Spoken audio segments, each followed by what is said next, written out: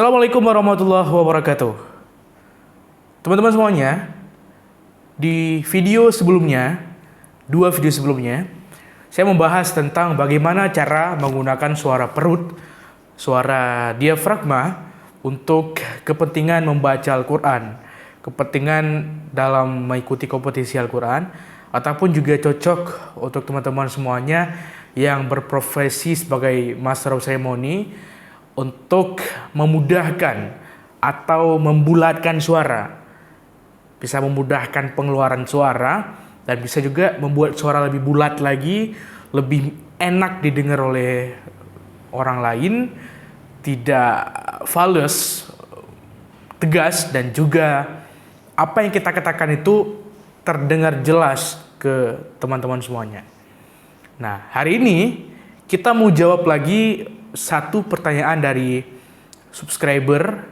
Ada mereka yang bertanya tentang, Bang, suara bagus itu bawaan dari lahir atau itu bisa dilatih? Nah, teman-teman semuanya, untuk menjawab ini sebenarnya mudah.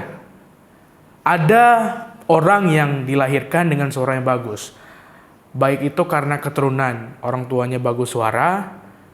Misalnya orang tuanya nggak terlalu bagus, tapi nggak fals-fals kali lah, tapi lahir anaknya bagus banget suaranya. Itu karena efek gen atau keturunan.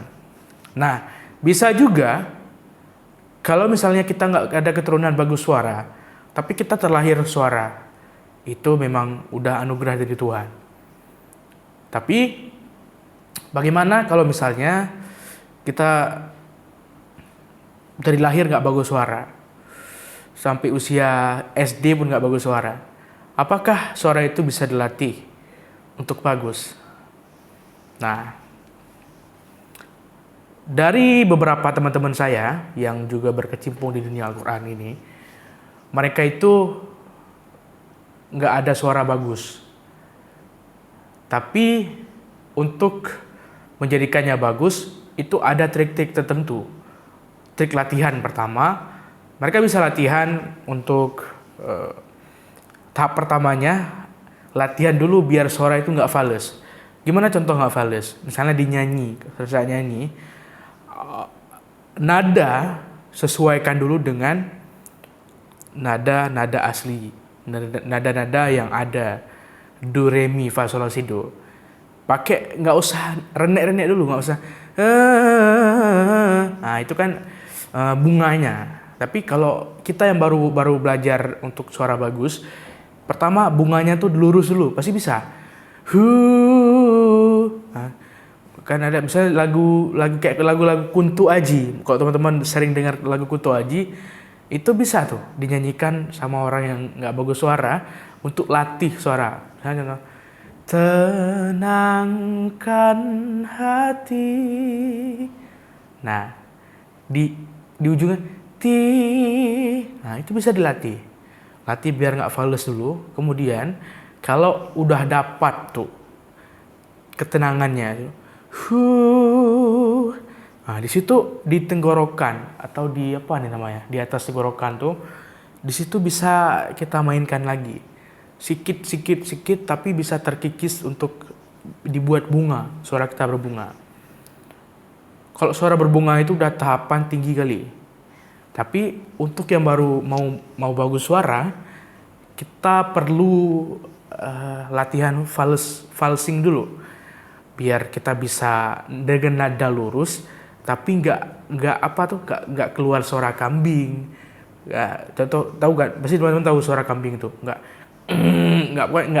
tertekan, nggak memaksa, santai aja. Ikuti nada tertingginya, jangan sampai up nada, terlalu tinggi nada sehingga suara kita pecah, suara kita ambiar gitu, nggak bagus. Nah, coba di latihan secara teratur lagi setiap hari, pakai nada-nada yang sama dulu. Misalnya lagi belajar di satu lagu itu seindah-indah mungkin, nadanya setidak fals mungkin, ujungnya itu usahakan dengan nada lurus tapi bagus, santai, kalem, rapi. Setelah itu baru belajar meletakkan bunga suara yang seperti tadi renek ya. Nah, kalau lagu dangdut kan harus banyak itunya.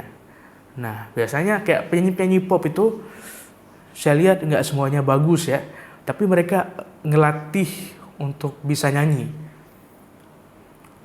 Teman-teman bisa lihat kalau penyanyi pop itu suaranya nggak semuanya bagus, tapi mereka bisa mensiasati suaranya agar terdengar bagus. Apalagi dipadukan dengan musik, jadi ketutup. Dipadukan lagi sama suara dua, tertutup. Untuk menjadi vokal sebenarnya, kalau dibantu dengan suara dua, vokal itu nggak usah suaranya yang full bunga sekali, nggak usah yang full bunga. Tapi kalau full bunga itu udah nilai plus. Itu bisa dilatih teman-teman, bisa dilatih. Percaya atau tidak, pas SD saya suaranya tuh ya biasa-biasa aja. Karena pas nyanyi pun nggak wow-wow kali. Pas bicara pun fals juga. Bicara aja fals, jangan kan nyanyi, bicara aja fals. Nah, kenapa bisa saya seperti ini? Karena dulu dari kecil udah ngelatih, udah pengen jadi suara yang bagus. Udah sering dengerin kori-kori luar, udah sering dengar muratal gitu. Jadi suka, bawaannya suka. Pas tiru-tiru pertama nggak ngeh tuh. Kalau suara kita rupanya bagus, kita nggak ngeh dulu. Pas tes suara di depan kawan, mereka mulai memuji. Oh, bagus juga suara kau ya. Nah, di situ baru paham, oh ya, suara aku bagus. Coba aku dengarlah rekam. Buat rekaman, oh iya. Jadi ya, kalau udah bagus berarti harus dibagusin lagi. Nah, itu teman-teman semuanya. Kalau pertanyaannya, bisa nggak orang yang nggak ada bakat untuk suara bagus, orang yang tidak ada keturunan untuk suara bagus, bisa menjadi suara yang bagus? Jawabannya bisa sekali.